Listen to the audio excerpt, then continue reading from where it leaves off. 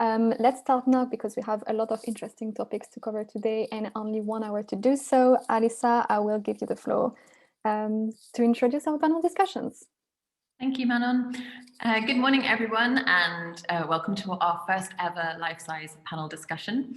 For anyone who doesn't know me, I'm Alyssa Murphy. I'm the CEO and founder of Life-Size. You may know that we regularly hold webinars dedicated to helping clean tech companies with their communications challenges. And this year, we wanted to build on that and go one step further. So on top of the webinars, we are launching this discussion series. We recognize that clean tech doesn't operate in a vacuum and that the climate crisis isn't something that technology alone can fix. So with these discussions, we wanted to take a look at the wider picture and also to amplify the voices of experts that are tackling related issues. Today, I am very grateful that we have the opportunity to explore diversity in our first discussion. I want to start by acknowledging that this is an area that we as an organization still have a lot to learn about and a lot of action to take. I believe that's true of the clean tech community as a whole. And so at the end of the discussion, I will join briefly again to share details of an informal diversity working group that we're putting together and that we would love to invite you to join with us. So at this point, I will hand over to my colleague Manon, who is the mastermind behind this discussion series and who will be our host today. Over to you, Manon. Thank you, Alisa. Hi, everyone. Good morning, and thank you for joining us today. Welcome to our first panel discussion of 2021. So I'm Manon, I'm PR and Content Executive here at Life-Size, and I'll be moderating today's session. I'm very excited to introduce our speakers in just a minute, but before we get started, it would be great to get to know who is attending today. So you'll see you have a little chat box at the bottom of your screen. So if you could just type your name and where you are joining us from, that would be great. As you do this, I will just run you through our agenda and do a bit of housekeeping. So we'll kick things off today by providing a quick overview of Cleantech's current situation when it comes to diversity, and then we'll move on to the heart of the panel discussion, and we'll cover various topics such as enabling more professionals of color to enter the cleantech industry, how we can change company structure in order to have more diversity in decision-making position, how we can improve the investment model to support BIPOC-owned companies, how we can ensure that clean technologies benefit the communities who are the most affected by the effect of climate change, and finally, how we can create a community of diverse perspectives. So after the inspirational input from our speakers, as Alisa said, she'll come back to introduce an initiative we're launching at Life-Size so we can all work together to create a more diverse and inclusive cleantech industry. And then we'll finish with a quick Q&A section. So if you have questions all through the panel discussion, you'll see a little box at the bottom of your screen marked Q&A. So you can pop your questions there and we'll send them at the end of the panel. So one point I wanted to make before we start, as you can see today, we chose to focus on how to improve racial diversity within cleantech. But for us, improving diversity in the cleantech industry and in all industries, really, it also means taking into account gender, age, religion, sexual orientation, disability, and socioeconomic backgrounds, just to name a few. So these must all be considered conjointly and in relation with each other. So without further ado, it is my great pleasure and honor to introduce our two panelists. We are joined today by Svanika Balasubramanian, the CEO and co-founder of rePurpose Global, and Ernesto Garnier, the founder and CEO of EINHUNDERT Energie. So thank you both for joining us today. I'll give you both the floor to introduce yourself and your company. So Svanika, let's start with you. Yeah, thank you. Thank you, Manon, for the introduction. Thank you, Life-Size. I think this is a very exciting panel. I am very thrilled to be speaking about this. It's a topic that's very close to my heart and something that we talk about a lot at rePurpose as well. Yeah, my name is Svanika Balasubramanian. I'm one of the co-founders and CEO at rePurpose Global. I'm ethnically Indian. I grew up in Oman at the moment. So hello to everybody I see we have people from from Sweden and the UK and Germany. I'm in Oman, which is kind of this like little country right next to Dubai, and that's its like main claim to fame, surrounded by oceans on different sides. And I think that kind of got me actually growing up in that sort of scenario, seeing the ocean every single day. I think is what kind of gave me the inspiration, like, and a lot of, I think, the ideas behind what we do at rePurpose. So rePurpose is the world's first plastic credit platform. And we like to think of ourselves as, you know, this global coalition of consumers and businesses and brands all coming together to take charge of their plastic footprint and take action on our plastic waste problem in the world. And in a quick kind of, I guess, topic on why we exist, I got into the space, back when we were in college, where I actually did my thesis on informal plastic waste recycling in the global south, and then spent kind of the better part of an entire year going from landfill to landfill, dumping ground to dumping ground. You know, my co-founders, we spent our birthdays in the middle of one of Asia's largest dumping grounds, really, I think, trying to understand why does 90% of our plastic waste end up leaking into nature. And at the end of it, I think the core kind of idea that hit us was that it wasn't because we didn't have enough solutions, enough ideas, enough change makers, but rather these amazing innovators on the ground were just underfunded, where there was simply not enough capital going into kind of all of these different entrepreneurs who had amazing ideas to tackle plastic pollution, but couldn't kind of like scale that up. And so that's where the plastic credit platform comes from, kind of modeled on the carbon credit model, where we said, you know, can we apply that and, you know, unlock private sector capital to fund solutions that can combat plastic waste. And so right now we have a flagship product, which is a plastic neutral certification, which allows CPG brands and other organizations worldwide to measure their own plastic footprint and then take responsibility for it by removing an equivalent amount or more via the plastic credit platform across the world. So we have over 100 businesses that are creating impact with us through the plastic neutral certification, from South Korea to New Zealand, across Europe and in North America. And we have impact projects in 3 different continents right now, from Indonesia, India, Kenya, Ghana, Colombia, and so on, doing many different things, from kind of creating new infrastructure to recovering plastic directly from landfills and oceans, to setting up new supply chains for collection, and so on. And at the same time, kind of formalizing a very informal kind of, sector that typically you see working in waste management, that I guess involves today about 2% of the world's poorest people. So it's a very intersectional kind of dimension that we operate in, both environmental and social, and seeing how we can kind of combine the two to push progress forward. So yeah, that's a little bit about me and rePurpose. Fantastic. Thank you, Svanika. Ernesto, thank you for joining us. Welcome to today's session. Thank you so much, Manon, and thank you to the round. It's a really, really big pleasure for me to be part of this. Honored and happy to be invited to share some of my views on this topic. Just a little bit about myself. I'm here in Cologne, Germany. That's where I was born and raised, studied in Rotterdam, London, LA, and then got back here. Originally, I was born to a German mother and a Haitian father. So my father's from Haiti. Came to Germany to study medicine, also was an entrepreneur in the medical space on his own, and definitely an inspiration for me to also be an entrepreneur. And so about 4 years ago, I decided to found EINHUNDERT, which is now a company of about 35 employees here in Cologne. And the whole motivation of this company is that we want to make it possible for tenants, so for people who do not own their own house, to participate in the energy transition. And for that reason, we work together with landlords to roll out solar power supply for multi-tenant housing and multi-tenant office buildings. So we're essentially bringing rooftop solar to the space of the urban areas where you have multifamily housings and offices, and thereby create a whole new way of providing electricity to people in multi-tenant housing.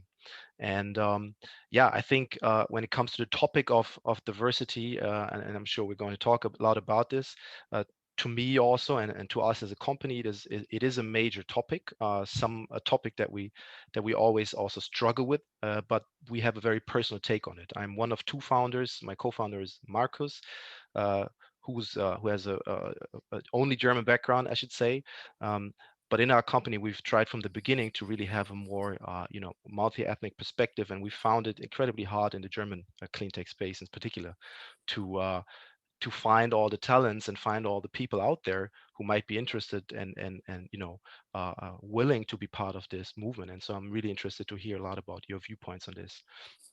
Maybe just to give you an overview of where we stand as a company, we've now grown quite a bit over the last 4 years. We have solar supply active on about 200 buildings, providing rooftop electricity to about 2,000 households in multifamily housing, looking to double that over the course of this year, so having more than 4,000 households connected to our platform. And it really is our ambition to grow this beyond Germany and become a European partner of the real estate industry all across Europe to provide solar to tenants. So this is just an overview, and then really look forward to the discussion. Fantastic. And you provided a great transition for what I'm going to discuss now. So before we fully get into the proper discussion and I get to hear your insights and expertise, I would like to take a few minutes to set the scenes of where the cleantech industry is at today. So as I put it, the cleantech industry has a diversity problem. I think it's safe to assume that we are all working in cleantech to develop or see developed the technologies that will create a better future and mitigate the effects of climate change. And when I say create a better future, I mean a better future for everyone. We also know that communities of color are the most affected by the current effect of climate change. And that's across the globe, from floods in India to droughts in Southern Africa, and of course, even closer to home, higher levels of pollution in poor neighborhoods in major cities. I'm thinking London, but it's in all major cities, really. So one way to ensure that clean technologies really benefit everybody, but especially the communities most affected by the effect of climate change, is to ensure that BIPOC professionals are in decision-making positions in the companies developing these technologies, or that they are able to develop their own business to develop these technologies. So when we look at what's happening today in clean tech, we see that it's very rarely the case. So for example, the environmental sector as a whole in the UK is the UK's second least diverse after farming, with only 3% of people working there identifying as Black, Asian, and minority ethnic. In the US, less than 10% of America's clean energy jobs are held by Black workers. But it's not just about workers, there are also barriers of entry for founders. So again, in the US, only 1% of early stage VC funding are led by Black founders. Only 1.8% are Latino-led. And when you compare that from a more like business perspective and pro-business perspective, we see that research has shown that the most diverse a team is, the more easily it can solve problems, it can achieve higher revenues and have greater market shares. So to present this really short picture, the sector as a whole and the planet even could really benefit from improving its diversity and equity. So today we're going to discuss how we can achieve this. So I will stop sharing my presentation in a moment so we can focus fully on the discussion. Svanika and Ernesto, if you have any material you want to share during the panel, just let me know and you can share your screen. So you are both two CEOs who have put diversity at the core of your business. So I would like to start this discussion by getting your insight on how we can enable more BIPOC young professionals to work in clean tech. And Esther, you were just mentioning that. So I'll stop sharing right now. For example, I know in the UK, there is leading environmental organizations who have created Race on Nature, which is an employment scheme who offer placements to unemployed young graduates from, I think, the age of 16 to 24 years old, from predominantly ethnic minority backgrounds, to give them access to the UK environmental sector. It's of course just one way. Which other way do you see to enable more young people to access the clean tech sector? You want to start? I'll go ahead, Ernesto, go ahead. Okay, happy to start. To me, I think there are two dimensions. I think the one is what is particular, or what might be particular about the clean tech space that makes access especially hard. And then I guess at the end, we also have to acknowledge that there's a structural problem that relates to, I guess, many sectors. And the question generally, how do we get more people with diverse backgrounds to become entrepreneurs and also get the instruments and equipment that they need to do so. So, and if we start with the clean tech, I just without having some scientific insights on this, my impression is that you do have a few particularities. One is, it's a highly technical space, a very engineering heavy space, and generally what we see, if we look at the universities where we also look for talents, we overall see that there's quite a high ratio of males with non-diverse backgrounds enrolled in those studies. So I think one aspect is, and that's why I like the initiative that you mentioned from what I've just initially heard. How do we get more people interested in the first place, with diverse background, to actually do these kinds of studies and do this kind of preparation that actually gets them ready to be in that very technical, originally quite male and quite non-diverse space. To me, that's one key aspect. For Germany, I guess for the UK it might be a bit different. I don't know about Oman. For Germany, there's another aspect which we have to talk about, which is it is a super national regulation and a super national kind of business space. So if you compare it with, for instance, um, you know, commerce, e-commerce, or more like consumer-oriented tech, which is very international. The clean tech space in Germany is super German also when it comes to language. So all the rules, the regulation, the people that work there, they're not as internationally minded, and you have a lot of paper and documentation, which is super complicated. So, the language is often a barrier for us to also integrate people which might just have come to Germany from other spaces or even work remotely. So that's to us a major problem, for finding better ways. And for us as a company, that is one of the strategic initiatives actually.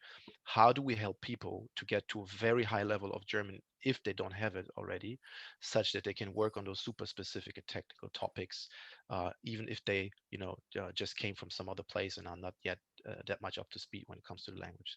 So these to me are two things I think we need to work on. Getting more people with the technical background and getting them ready, if you want, from the education perspective, and then the language to us is a problem if we look at applicants with diverse backgrounds very often. That's really interesting. Yeah, we don't think often about the language barrier and actually internationalizing. Svanika, what are your views on that? Yeah, I was just going to say, like, just piggybacking on that second point, right? I think we can flesh that out a little bit more as well, because I think most times when we think about job applications and how kind of people get into the industry, oftentimes it is based on networking, right? Oftentimes it's based on kind of who you know, and who they know, and how that's kind of being brought in. And language is like a crucial component of that, but it's also kind of like other things. Like I'm going to find people who are more like me to come into the sector, because I'm like that person would be a warm lead. So I think, Ernesto, you mentioned you were in the solar sector, right? And I was reading this kind of like fascinating article the other day that was talking about the solar sector. I think this might have been about the US specifically, or maybe it was more global in nature, that talked about how in the solar sector, 88% of like C-suite level executives are white, and 80% are men, right? And I think that's kind of like a huge kind of like disproportionate thing that you see there. And because of that, when people were being hired, they found that only 20%, or like only about a quarter of the people of color who had come into the industry came in through networking, as opposed to half of the white people who came into the solar sector industry had come in through word of mouth referrals and that sort of a thing.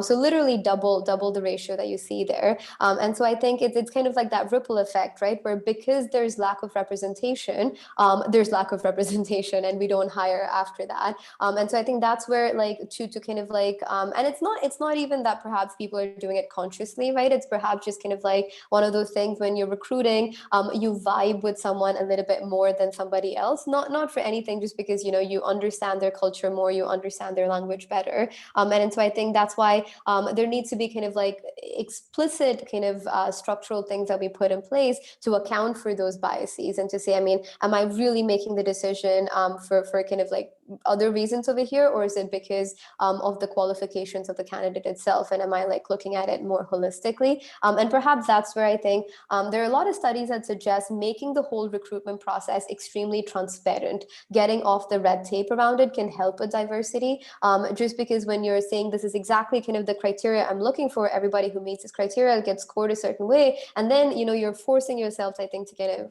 not have those biases. So that's definitely like, I think, one thing, just making sure we're transparent about why we make the decisions we're making when when we hire somebody, and then putting that out there for everybody to know as well.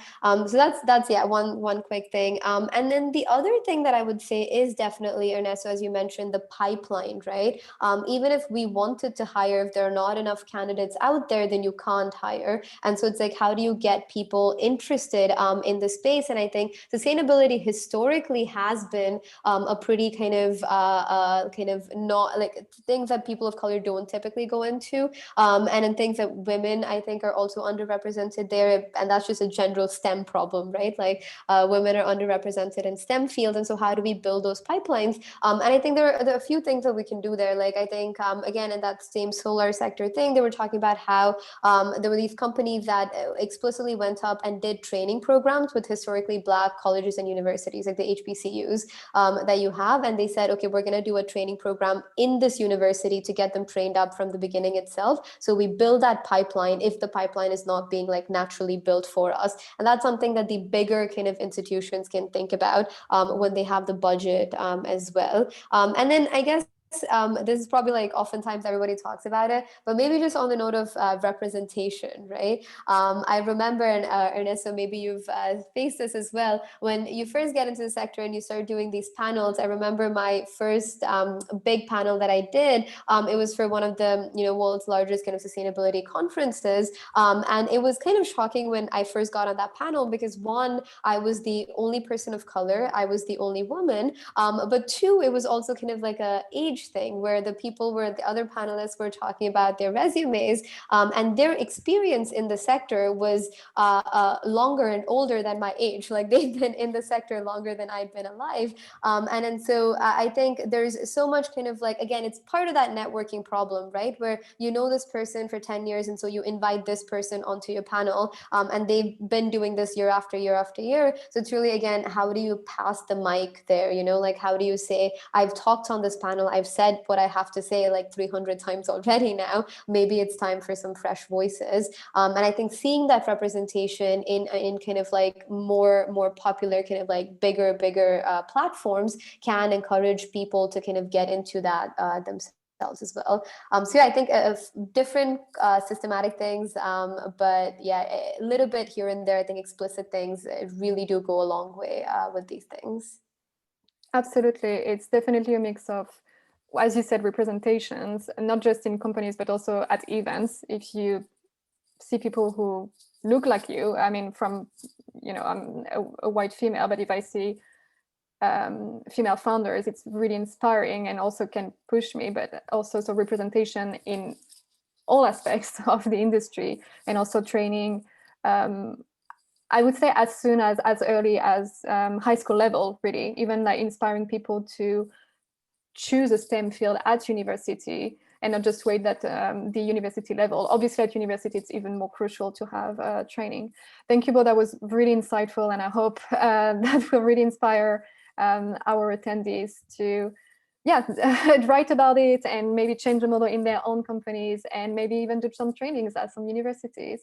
I would like to discuss now something you quickly mentioned, Svanika, is how to ensure that more BIPOC professionals are in decision-making position and at C-levels. So you're obviously both CEOs, and at the same time, I would like to discuss the investment model and maybe the little barriers you may have faced as a CEO and founders. So Ernesto, do you want to, I know that's diversity is really front and center at your company. You have a lot of people who are in decision-making positions. How do you how have you made that happen? Well, it's a difficult question because I think a lot of this is also probably intuition and just as we talked about the biases. If you, I think on the other hand, if you're naturally grown up to to have also two ethnicities as part of yourself, you're more inclined to also be maybe less, let's say, less focused on those differences when you see people and when you evaluate their performance. So I want to really emphasize and completely underline what you have said earlier, Manon, that that diversity improves the performance. And I think it's also to your points, Vanika, about the representation. I think it might actually be one of the reasons that clean tech companies also find it a bit harder to scale fast and become so successful and big. Of course, it's a lot also about regulation, but I believe it's also an inherent bias to focus on super technical people and be like super male and on tendency also sometimes maybe a bit older, and that then sometimes you lack that vision, that empathy of all those consumer groups and users that you want to have, and you don't build that into your product. So I think it's really a key, and that is something that we have also tried. If you look at the organization structure, not be so technical and energy only, but to really also have the aspect of how do we develop a product that works for multiple people, for multiple segments, with different backgrounds, to have that as part of a DNA, and then also understand that we only can achieve that and benefit if we have a more diverse perspective. We still find it very hard on the recruiting side, but something that we do, for instance, is also when I for instance think about the aspect of female leaders also on our team. It is just a matter of fact. Unfortunately, in Germany, it is still very hard for women, especially in the age when they, are in a phase where they might have a family. With the German regulation law, it's still very difficult to combine an ambitious career path and also maternity. And that's something that we try to really emphasize. That we say, okay, it might sound to some people in other countries, it might sound, absolutely normal, but in Germany, it's not. That we say, okay, we really want to make everything possible that if people have to work part-time, they have to be home, they have to be more flexible. It doesn't hinder any type of leadership and responsibility in our company. And that's something that we emphasize a lot, especially, and it on average, it impacts females more than males, even though it shouldn't be the case. But we generally try to be very flexible when it comes to that. Then the other thing is to be a bit more inconvenient when it comes also to finding people. So we talked about the network. One network is the one that you have at the university. On my previous job, I used to work for a long time at Boston Consulting. To be honest, I was probably the only non-white person in that whole German system. I think there was one other person. So if I just look to these channels and to my networks there, uh, it would be hard for me to find the people with diverse backgrounds. So I have to look a bit more back, to my years as a young person, as a youth, where it was much more mixed, and my networks in the non-professional environment, where people have super interesting backgrounds, have done their things, but might not have been at LSE or BCG where I was lately. And so opening your view on which networks you tap is another aspect. And actually, we have one person in the team who's from Nigeria, and I didn't meet him in any traditional recruiting track. I met him completely off work, but he was interested in renewables, saw his potential, and that's how he really became a focal part of the team. And that's, I think, you have to be a bit more unconventional sometimes. I think that's a great advice, to look out of the usual box. And yeah, you're right that clean tech can be a bit too conventional sometimes when it comes to this aspect. Svanika, what are your views on this, especially because rePurpose has different global office as well. So you you have quite a very diverse team and completely international team as well. Yeah, no, we do. And I think exactly to Ernesto's point, I think that's made us all the more better, right? I think it was definitely something we were worried of in the beginning, because like, are people going to get along with each other? Like, are they going to be able to kind of talk to each other? Are we going to have a work culture, or will people just not kind of, be friends with and just think of everybody as colleagues? And is there going to be like friction because of that? So we have employees, American employees. We have like people from Switzerland, people from the UK. We have a ton of people from India. We have people in Kenya, in Indonesia. And so it's kind of like a very, very diverse, it automatic, I guess for us, it was a little bit easier because of the nature of the way we operated, that it just became by default that we were getting in a lot of diverse applicants. And I would definitely say that it's made us a better organization, because all the perspectives that come in, when you think about energy, like sustainability, it's a global problem, right? And you want to be building global solutions. sense. And the only way you do that, the only way you have solutions that make sense for everybody is if the people who are creating the solution understands kind of a broad swath of the population, and there's no kind of like gaps over there. So yeah, I definitely think it's kind of made us a lot more, nimble, a lot more innovative, a lot like faster to scale, as Ernesto was saying, kind of, as opposed to, we're not kind of bogged down by this is how we used to do it, right? This is how the industry always did it. Because when we first got started, the average age of our organization was 24. And now it's slightly higher because we've like hired for experience, but it's still not like, it's still in kind of the early 30s. And I think that still kind of gives you enough flexibility to say, we're not doing this just because it's been done this way for 20 years now, but rather let's try something out new. So that's, I think, like definitely one key piece of it. I think for companies to not just think of this as, oh, I need to hire somebody because of my diversity quota. Like, my HR department told me I need to I need more representation, so I'm going to go explicitly hire for that. But rather, instead of reframe that, right, think about how can these diverse perspectives add value to the company? How can it drive better growth for us? That's definitely, I think, one, I think reframing, because oftentimes you do see a lot of people think about this as a burden rather than as an opportunity. And then that's kind of where we need to change the conversation. So that's one thing. The other thing I would say is also being very mindful when we think about decision makers on who your stakeholders are, like who are we affecting by the decisions that we're making. And so at rePurpose, we do this thing, we're trying to, I guess we're still getting better at it. It's a work in progress, but we try to do this thing called a reality seat, where when we have like big decisions that we're making, it was actually like a cool, like an interesting trick that we learned from Amazon.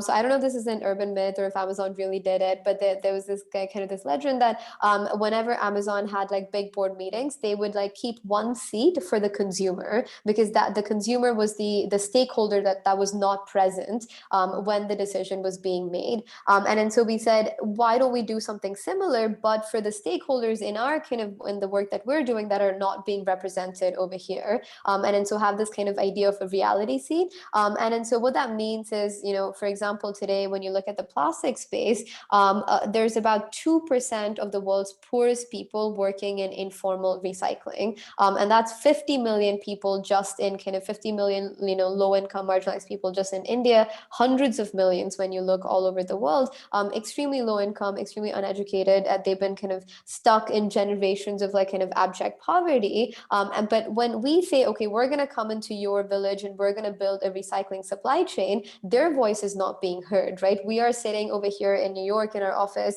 and making decisions, which doesn't seem fair at all. And so that's kind of like saying, okay, then if this is a stakeholder that's going to be affected by the decisions we're making, how do we give them a seat at the table?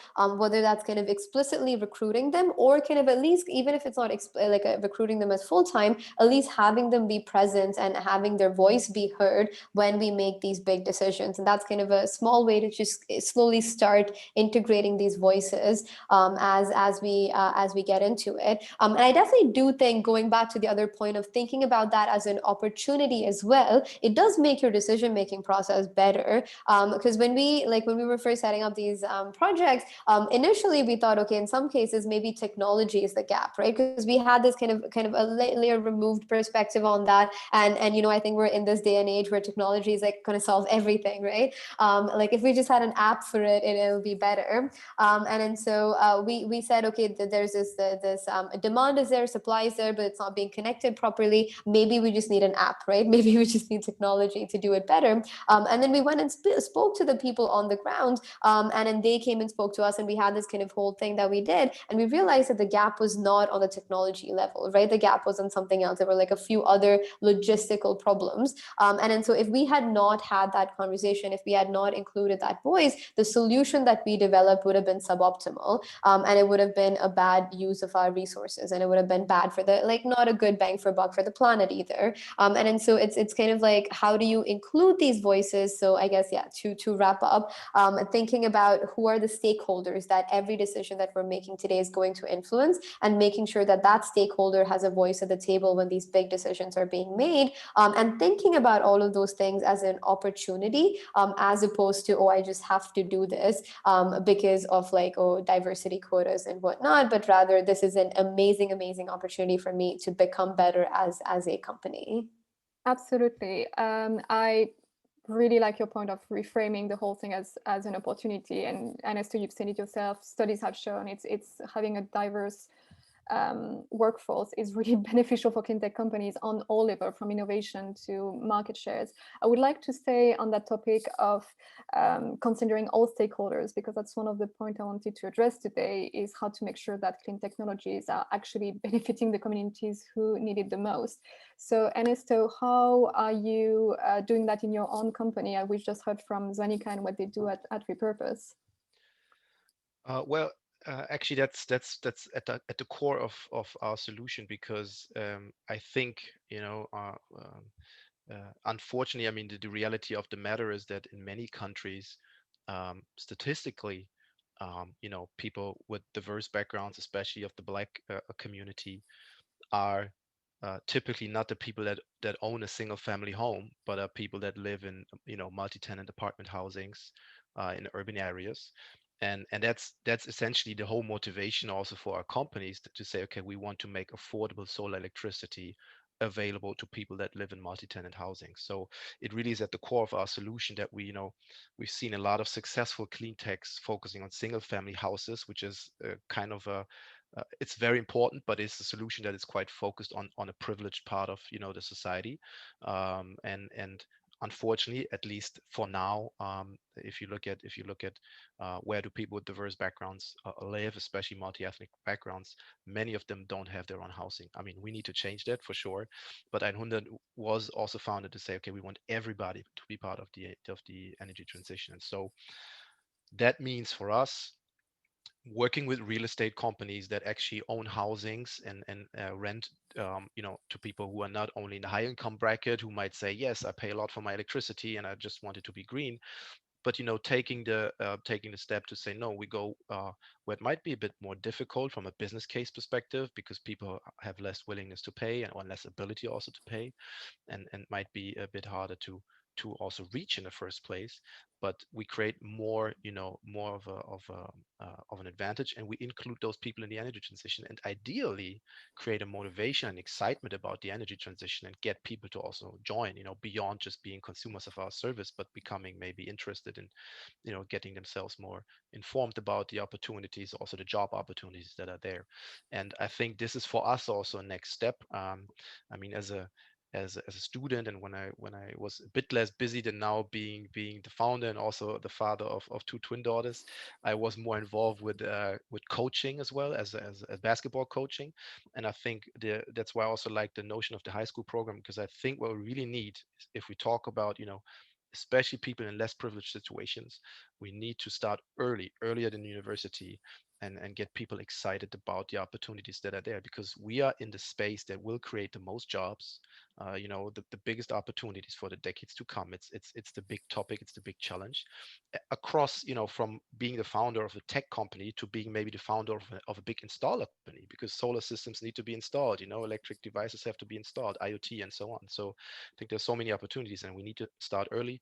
For me, it was my parents, and especially my father, coming from Haiti to Germany, speaking no word of German, learning it within months, doing his medical studies without, needing longer than the regular time, becoming a successful entrepreneur there. That was my inspiration. I think it's our responsibility to provide that inspiration to those, people from diverse backgrounds who might not have that inspiration at home. And I think that is a key responsibility we have.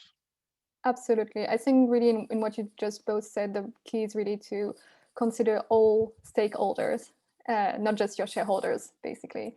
And Sure. Talking about shareholders, I would like to move on to our next point, which was changing the investment models. In the introduction, I showed how, I mean, I didn't, a study did, that it's really hard for BIPOC founders to actually raise funds for their company. So it's not just getting people on board when the company is created, but it's just creating that cleantech company in the first place. And we know how hard it is for cleantech founders to just get funding for their company, regardless of their background. So is that something that you both faced when you were founding your companies, and which ways, if it is, which ways have you found maybe around to find different ways of getting funding? Svanika, would you want to start? Yeah, happy to. And I think it's definitely an important topic, because when we talk about companies, innovation, startups, a core piece of that is funding, right? A core piece of that is making sure that you have enough capital to set your company up. And one of the reasons that rePurpose exists is, I mean, at the core of it, plastic credits are a financing instrument. And so one of the biggest, rationale I kind of raise on the Etra is really to say, well, all of these amazing innovators on the ground are not being able to access funding through traditional channels, through venture capital firms, through bank loans and whatnot. Can we create like a different model for them? And that's where plastic credits come in. Can we kind of like unlock different sorts of capital? So I think there's definitely one sort of like way of thinking about it, which is like, how do we step out of the current mold, right? Like, and then provide other ways of access for BIPOC professionals who don't necessarily kind of get access through the traditional ways, and create new kind of instruments, financing instruments for them. But I guess coming to the traditional kind of topic of VCs itself, I think it goes back to what we were earlier talking about on the topic of just networking and then people finding people similar to themselves. And you see that a lot on the VC side, because you have all of these partners and then you have all of these analysts who are trained to look for certain things. So when a startup goes and pitches to a VC, you have like 30 minutes, right? Or maybe you have like 1 hour, and you're supposed to take a deck, and the deck is supposed to have all of these different slides in it. And if it does, and it hits all their mental check boxes, then you progress on to the next round, and then so on and so forth. And there's a very systematic way that people have done it. And so if you're already a founder, you know exactly what's happening, then you go start a new company. It's so much more easier for you to do that because you know exactly what's expected of you. Or if you have that network, right? And so oftentimes, if your brother did this, or your dad did this, or you have your uncle is a VC themselves, you have ways of understanding what it is that VCs are looking for. But if people are coming in from the outside, which is often the case when we talk about people of color, women, and so on, where they don't necessarily have that network, they're coming in from the outside in, they don't understand that framework. And so they are not, I mean, even if the idea is excellent, they're not able to kind of raise the funds because they don't know how to present that idea to the investor themselves. And so I had this, I have a friend who from kind of like has this amazing idea on plastic, and how do you upcycle plastic, that sort of a thing. But is kind of English is a second language. He's from a different country, and hasn't kind of been trained on putting together decks or anything like that. So great idea, but even though he had just like a bad deck, right?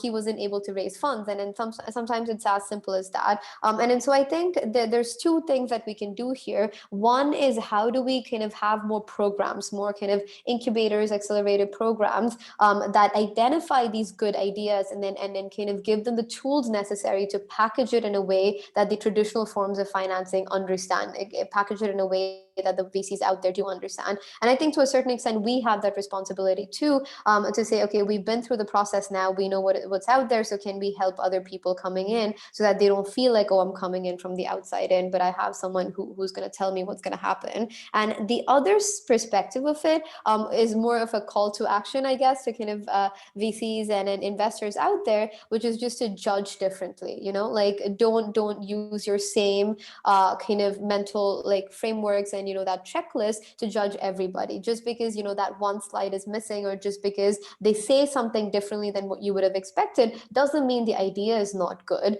And so how do we not just judge based on whatever we've been trained to judge, but rather kind of like have different ways of evaluating the potential of the companies coming in. And so I think that's a responsibility that investors have, to make that conscious decision to be more welcoming of people who might not necessarily know the exact recipe that you're looking for to put together in that pitch.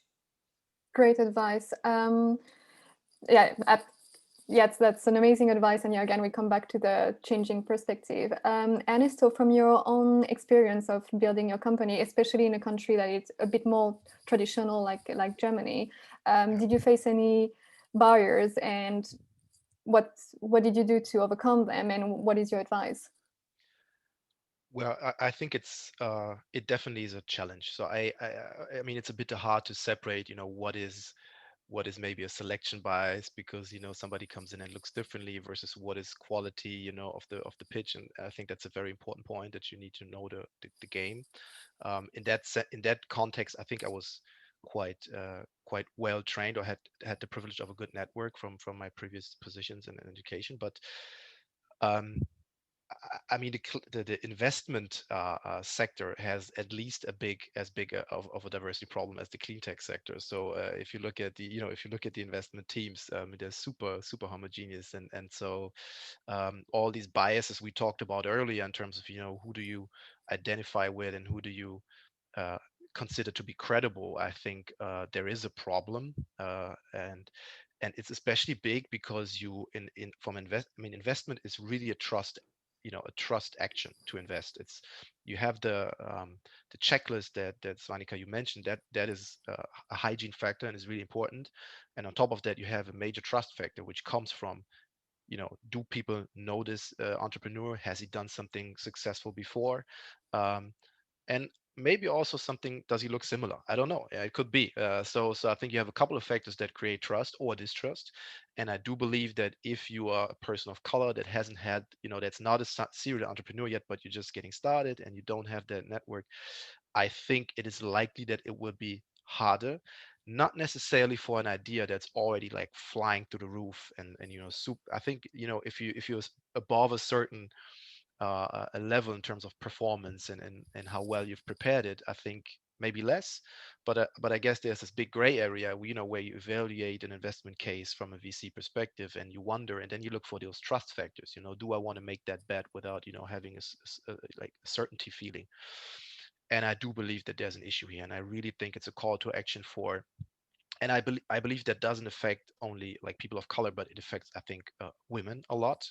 Is If I just look at the investment portfolios of German, but also French and other European VCs. I mean, he's super male and super non-colorful, if you want.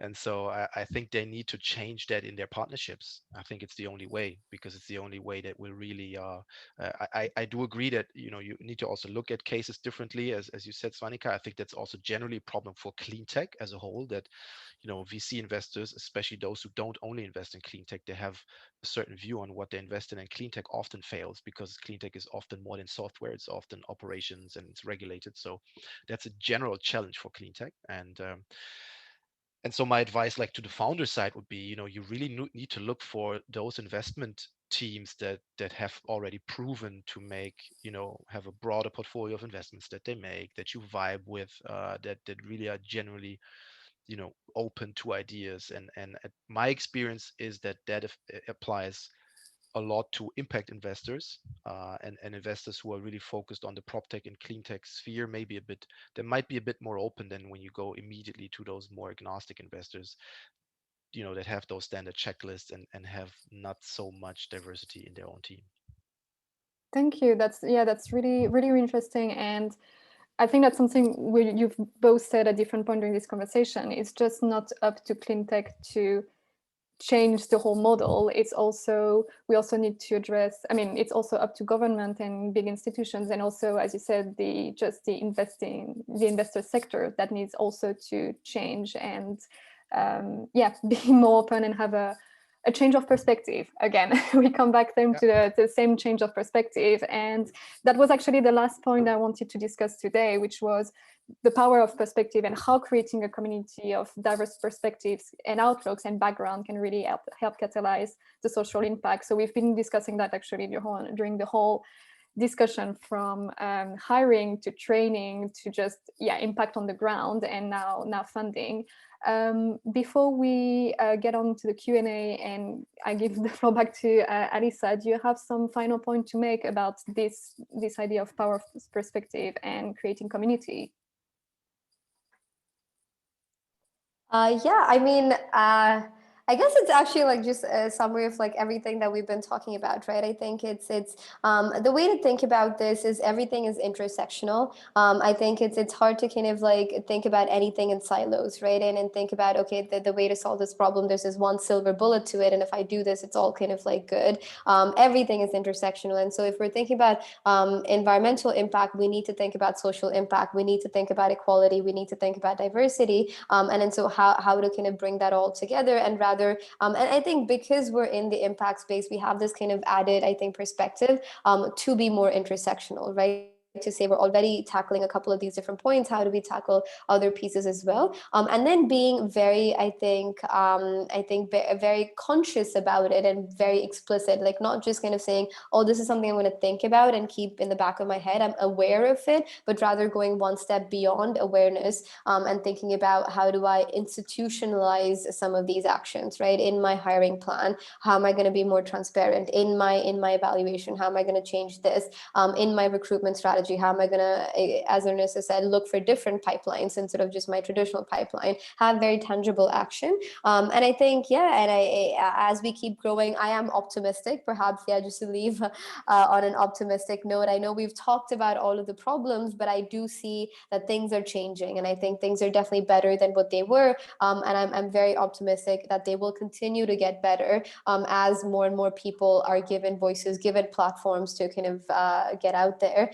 And we all have kind of this kind of joint responsibility to catalyze that and then make sure it goes smoothly. So even things like this, right? This conversation that we're having, I think, is helpful in catalyzing that. So yeah, all of it makes me quite optimistic for the future. Fantastic. Ernesto, a few final thoughts. Well, thanks a lot. I fully agree.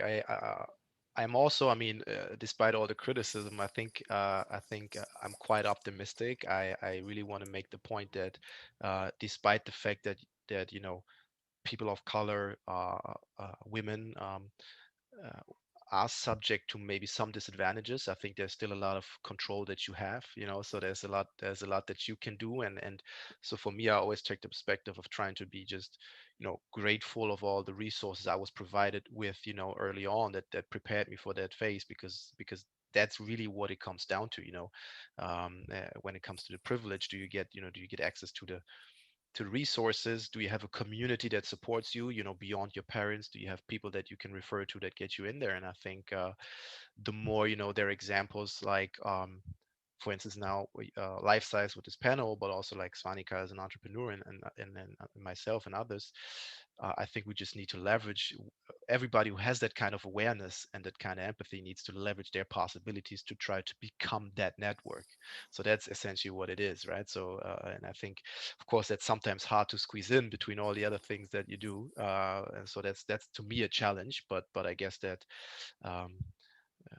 when we open our abilities and go further down the road, it will be this trickle down effect where you over time you will see you have a network that's there for people with diverse backgrounds to tap into, and I think that's our challenge, to become that community. Amazing, thank you. Yeah, there's a lot that Cleantech professionals can do, us included. And talking about let's get to work, I'm going to give the floor back to my CEO, Alisa, who is going to introduce what we're aiming to achieve at LifeSize in the following months, and then we'll get on to a little Q&A. So, well, Alisa, just one second before I give you the floor. If you have any questions, you'll see a Q&A box at the bottom of your screen. So please just pop your question there and we'll answer them after. Alisa, the floor is yours. Ernesto and Svanika, thank you so much for such an inspiring discussion today. I feel like I want to go and write a load of notes and ideas for things that we can take forward. And I just really found the focus on diversity as this kind of transformational opportunity so important. And I think there's a real shift in consciousness that we can make there to really, yeah, find that opportunity, and all of us to take advantage of that as companies within the clean tech community.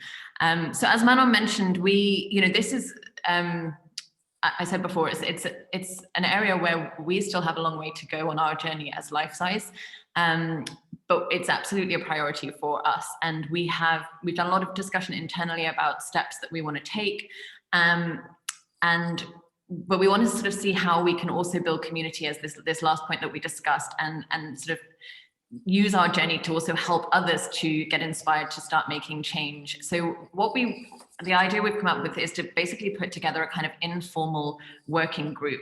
And what that would consist of is we're going to set up a dedicated mailing list. When you get the replay of this panel discussion emailed to you, there'll also be a link there if you want to sign up to this dedicated mailing list. And what we're going to do is kind of commit publicly to talk about the steps that we are taking as an organization. So that will include things like anti-racist training. It will look at overhauling our recruitment practices, more events and discussions like this, and using our community and using our voice. And what we just want to do is be really transparent about that process. So also sharing the resources that we're coming across, sharing ideas. So we'll do all of that within this mailing list, which will only be for that topic. We're not going to put any kind of communication stuff in there, and would love to look at maybe hosting like a quarterly group where we can all just kind of come together and share ideas and share how we're doing on our journey. So I hope that's something that might be interesting for some of our attendees today. It's just the start of an idea, and we really want everyone to kind of feed into it, and just all of us to work together so that collectively we can help Cleantech to benefit from this opportunity and to really start to make change. So I hope that some of you will sign up to that and join with us on that journey. Yeah, that's it really. We'll look forward to seeing you inside of that community, and I think we can jump into some of the questions. Thank you, Alisa. And so we have one question who is really interesting. Who are your role models? So either individuals or the companies or the sectors who you see making positive steps in terms of diversity. Ernesto, do you want to start? It's always the hard question. It's always hard. No, I think it's a very fair and important question. I mean, in terms of persons, I do have role models, but in terms of companies, I find it, to be honest, it's a good question. I would have to think about it for a few seconds. So definitely, as I mentioned already, my family, definitely my father, but also people, sound super cheesy, but people like Obama, who have made, made it through very challenging ways to become positions that are super unlikely for them. So that to me has been inspiration, especially because I was in the US when he was elected. And as in terms of companies, I would have to look outside of Cleantech, I guess. But there's a company that is also based in Cologne, which is called IO, and maybe a bit similar to what you alluded to, Svanika. It's an IT tech company that have really become a super international team by working almost entirely remotely. And for us, also we're discussing now a lot about, do we move to a bigger office space now? And I think the whole Corona and COVID crisis in that sense has been a bit of a mental model for us as well to think about, okay, do we want to also become more of an international company earlier than we expected, even with operations maybe in Germany, still, inviting people from other parts of the planet, at least Europe, to work on our business. And so that's one of those companies where I like how they work internationally, remotely, and make it possible for people from all kinds of backgrounds and living spaces to participate. Great, thank you. Svanika, who are your role models?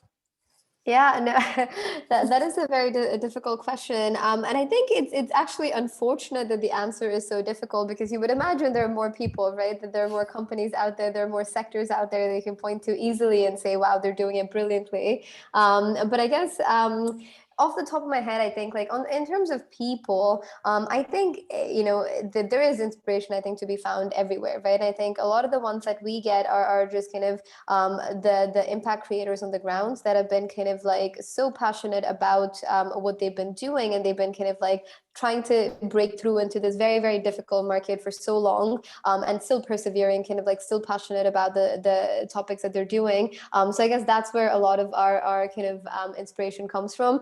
We also kind of try to, it's not just about, I think, getting, there's no one company that I think does everything perfectly, but there's always buckets, right? Like little pieces that you can take from somewhere. Like the idea of the reality seat, we took that from Amazon, but I think Amazon has other things that it needs to work on, other issues in terms of kind of just managing people well. Our culture handbook actually was modeled a lot on Netflix. And I think maybe some of you might have seen this. Netflix has a really nice kind of culture guide on how they think about their own work culture and things like that. That has been quite helpful to us as well.